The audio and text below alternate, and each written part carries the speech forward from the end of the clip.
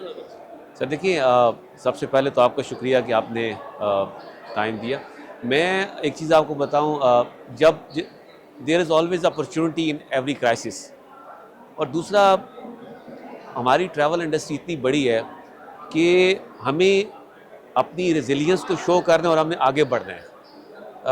Crisis जैसे Covid आया, Covid भी, उसके बाद टोटल ट्रैवल डायनामिक्स चेंज हो गए। इसके बाद अभी भी बहुत सारे डायनामिक्स चेंज होंगे, बट हमारी को ये पहला इवेंट है during this crisis. Globally ITB हुआ, it was all empty because कोई ट्रैवल नहीं कर सका।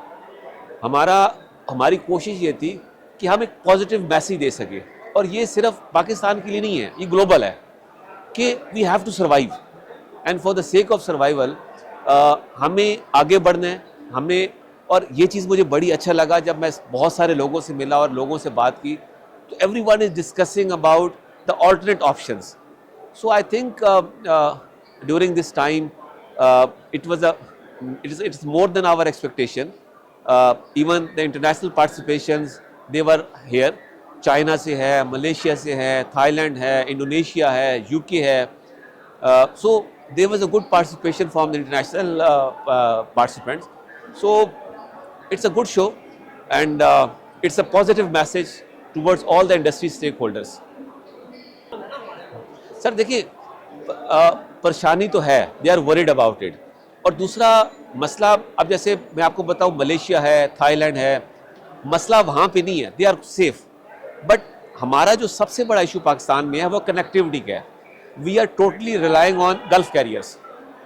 सो यहाँ पे लोग आना चाहते हैं। अभी हमारे पास नेपाल से आ रहे थे, बांग्लादेश।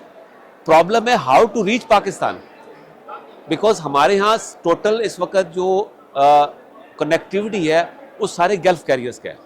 सो अगर आप यूरोपियन कैरियर्स को लें तो there is only Turkish airline.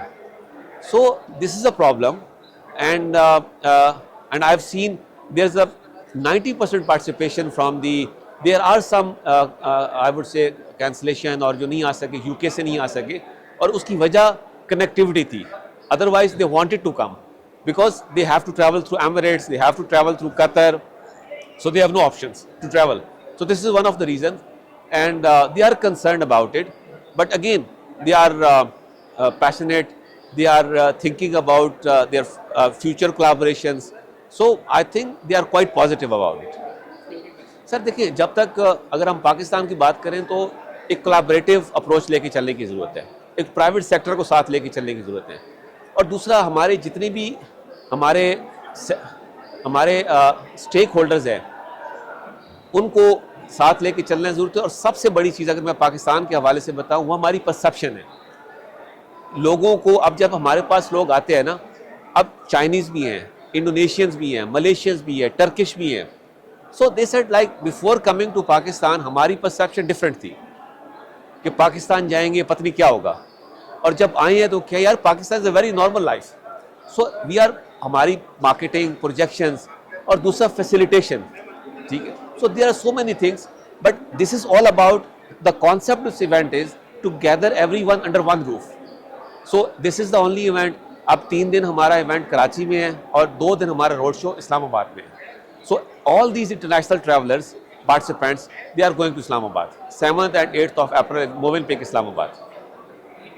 मेरा मैसेज ये कि बी पॉजिटिव, ठीक है। एक पॉजिटिव माइंड ही एक अच्छी और बेहतर सोच दे सकते हैं। Problems are there, issues are there, but be positive और let's move forward, let's work together. सबसे बड़ी चीज़ मैंने देखी है कोलैबोरेटिव, मिल के काम करना है, ठीक है। मिल के काम करेंगे, तरक्की भी होगी, बेहतर ऑप्शंस भी आएंगी और आगे भी बढ़ेंगे। आइसोलेशन में काम नहीं करना, मिल के आगे बढ़ना है।